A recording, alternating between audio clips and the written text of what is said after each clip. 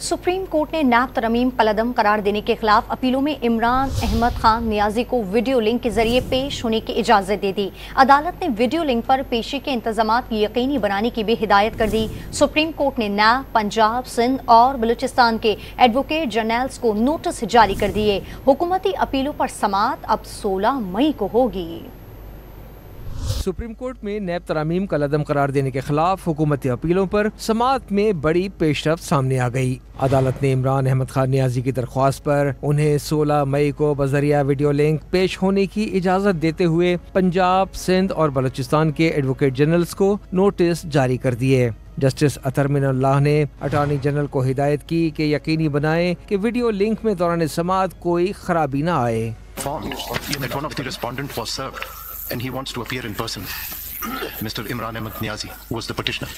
Hello. इसमें हमने लिखा था, and if he wants to be represented, the jail superintendent should do the needful. Right. This is a matter of law. So we want to restrict it to matter of law.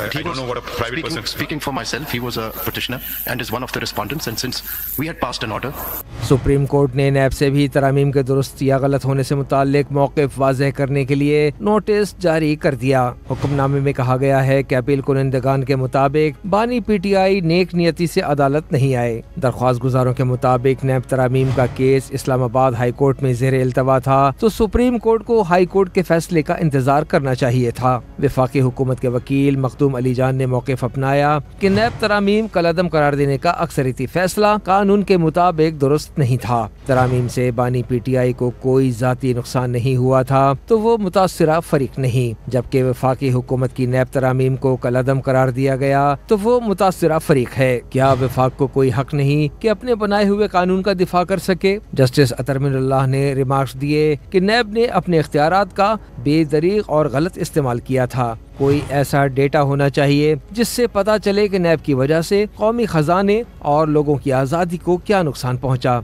इस सिलसिले में brigadier Asad Munir का खुदकुशी का note ही काफी है। Justice अतर मिनल्लाह ने ये रिमार्क्स भी दिए कि जहां तक याद पड़ता है, बानी पीटीआई ने भी इन तरामीम को सपोर्ट किया था। उस वक्त कहा गया कि नैब की वजह से बुनियादी हुकूक और मईशत मुतासिर हो रही है, जबकि चीफ जस्टिस काजी फाइज ईसा ने ये सवाल उठाया कि नए कानून में नैब तफ्तीश के लिए 50 करोड़ रुपए की हद मुकर्रर की गई, लेकिन अगर दौरान तफ्तीश पता चलता है कि रकम या मालियत कम है तो फिर क्या होगा? गुज़श्ता साल 15 सितंबर को बानी पीटीआई की दरख्वास्त पर सुप्रीम कोर्ट ने नैब तरामीम की कई शिकें कलअदम करार देते हुए अहम शख्सियात के खिलाफ करप्शन केसेस बहाल कर दिए थे, जिस पर 17 अक्टूबर को वफाकी हुकूमत और 3 सूबाई हुकूमतों की जानिब से ये फैसला चैलेंज किया गया था।